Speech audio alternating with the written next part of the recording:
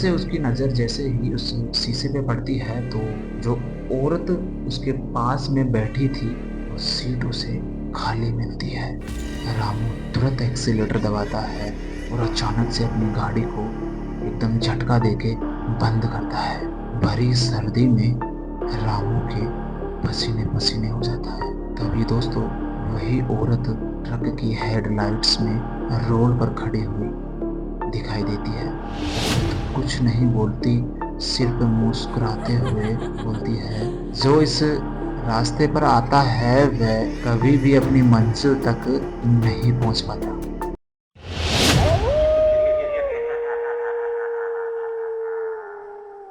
नमस्कार दोस्तों, आज की इस कहानी में आप सभी का स्वागत करता हूँ। आज की जो ये कहानी है एक ट्रक ड्राइवर की कहानी है। हर बार की तरह आज भी वह अपनी गाड़ी में माल लेकर एक स्थान से दूसरे स्थान पर जा रहा था। उसके साथ ऐसी घटना घटी जिसके बाद में उसने ट्रक ड्राइविंग का काम ही छोड़ दिया। तो चलते हैं दोस्तों, आखिर ऐसा क्या हुआ इस ड्राइवर के साथ जिसे उसे काम छोड़ना पड़ा। सब कुछ वैसे ही था, बस दोस्तों जो लोकेशन थी वो इस बार कहानी में अलग है। इस बार की लोकेशन जो ड्राइवर की थी वह जयपुर से कोटा के पास स्थित आसपास की फैक्ट्रियों में उसे माल लेकर जाना था। हर बार की तरह 11, साढ़े 11, 12 बजे रात को वो गाड़ी लोडिंग होती है और करीबन खाना ना खा के 1 बजे हर रात को वह निकलता था। तो इस बार भी वह रात 1 बजे जयपुर से अपनी गाड़ी को स्टार्ट करता है और जयपुर के सुनसान हाईवे पर अपनी गाड़ी को आगे बढ़ाता है। लगभग दोस्तों 15 साल हो चुके हैं उसे इस फील्ड में काम करते हुए। रामू यादव को 1.5 से 2 घंटा वो इस जयपुर हाईवे जो है इस पे सोनी सड़क पर गाड़ी चलाता है, गाने गुनगुनाता हुआ। इस माहौल में जो ट्रक है उसकी जो बोगी है उसका जो माहौल है, सर्दी बहुत होने के कारण इंजन गर्म हो जाता है और जिससे उसकी बोगी भी गर्म हो जाती है। अगर बोगी का मतलब आप नहीं समझ पाते हो तो दोस्तों जो ट्रक का आगे का जो हिस्सा होता है जिसमें ड्राइवर बैठता है उसे बोगी बोलते हैं। कुछ ही दूर आगे चलते ही एक पुलिया क्रॉस करते ही उसे पास ही में एक हाईवे पर हेडलाइट्स के उजाले में एक सफेद साड़ी पहने हुए, सिर नीचे झुकाए हुए और हाथ में पोटरी कपड़ों के लिए हुए एक औरत दिखाई देती है। तभी रामू ट्रक को रोकता है और तेज आवाज में उसे आवाज लगाता है, भाभी जी कहाँ जाना है, इतनी रात को यहाँ अकेले कैसे खड़े हो। तभी दोस्तों वो औरत सिर्फ इतना बोलती है कि बस थोड़ी ही आगे कोटा से पहले ही मुझे उतरना है, आप छोड़ दोगे। रामू बोलता है जी हाँ बैठिए। रामू वहां से उसे अपनी जो सीट है बगल वाली उस पर बिठाता है और ट्रक को स्टार्ट कर देता है।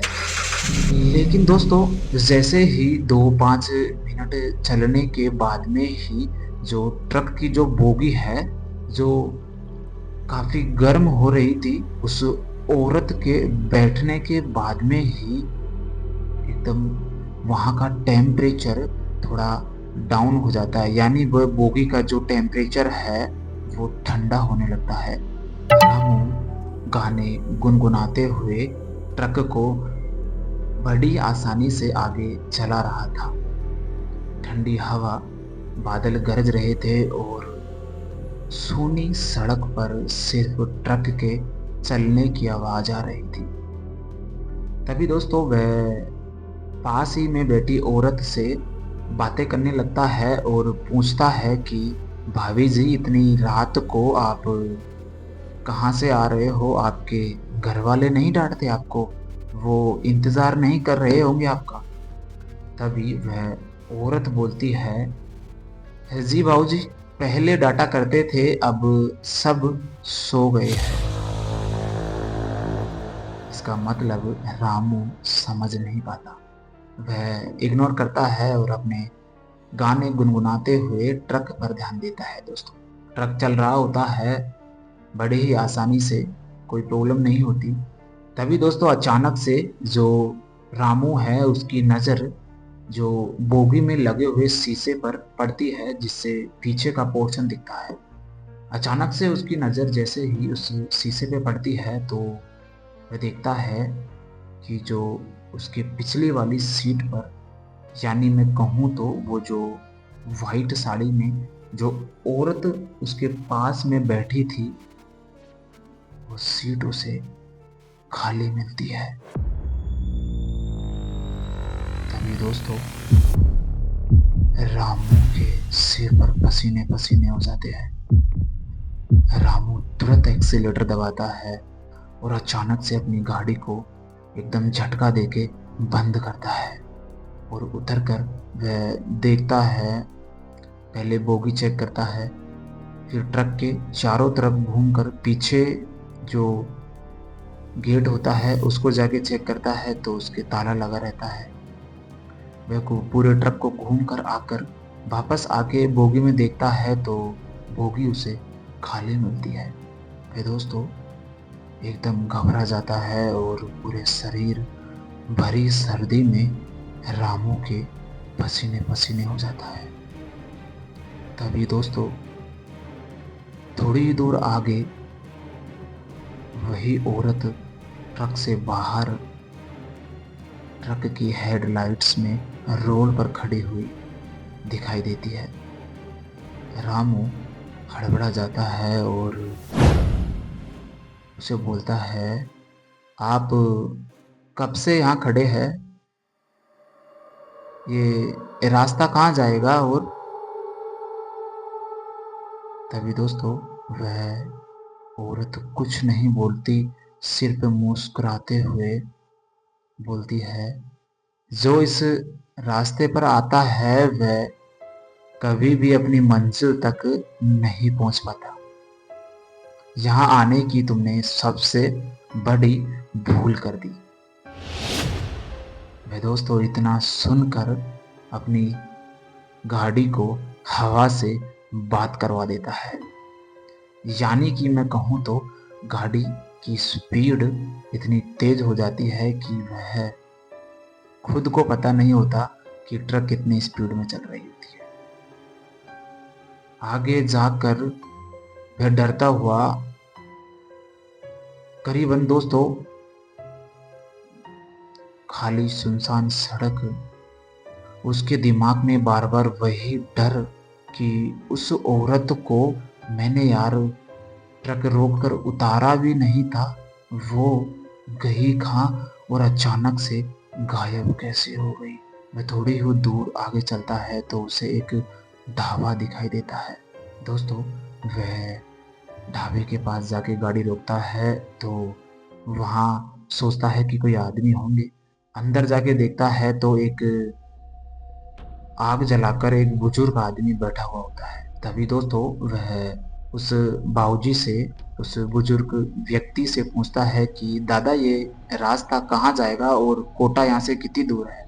बुजुर्ग बोलता है, बेटा ये रास्ता आज से 10 साल पहले से बंद पड़ा है, यहाँ कोई नहीं आता, तू यहाँ कैसे आ गया है? और ये रास्ता आगे कहाँ जाएगा आज तक किसी को नहीं पता। उसके बाद दोस्तों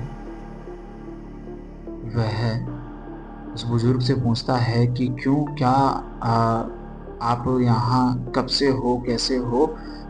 बुजुर्ग बताता है कि बेटा यहाँ से आज से इस हाईवे पर एक रामू यादव नाम के व्यक्ति का ट्रक एक्सीडेंट में आग लग गई थी, जिसके बाद ये हाईवे बंद है। दोस्तों रामू इतना सुनकर पीछे मुड़ के देखता है कि अपना ट्रक, तो दोस्तों धुंध के अंदर उसका ट्रक हाईवे पर खड़ा था, लेकिन उसमें कोई नहीं था। उसे कुछ समझ में नहीं आ रहा था कि रामू यादव ट्रक का एक्सीडेंट, कुछ उसे समझ में नहीं आ रहा था। उसके बाद वह बोलता है कि क्या काका एक चाय मिलेगी। वह चाय पीता है और उसके बाद उसे कुछ पता नहीं होता कि वह कहाँ है, बेहोश हो जाता है।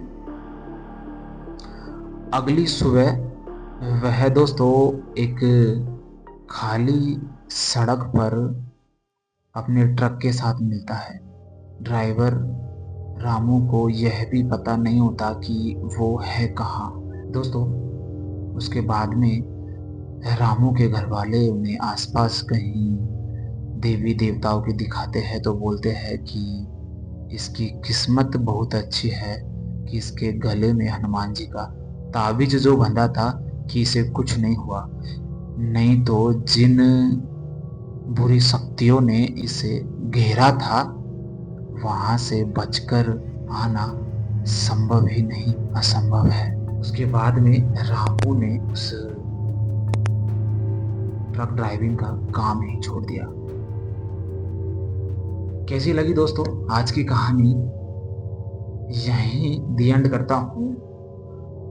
बस अच्छी लगी हो तो वीडियो को लाइक और चैनल को सब्सक्राइब जरूर कर लेना। मिलता हूँ एक और ऐसे ही सच्ची घटना के साथ। जब तक अगर आपके भी पास कोई कहानी हो तो आप कमेंट बॉक्स में मुझे बता सकते हो।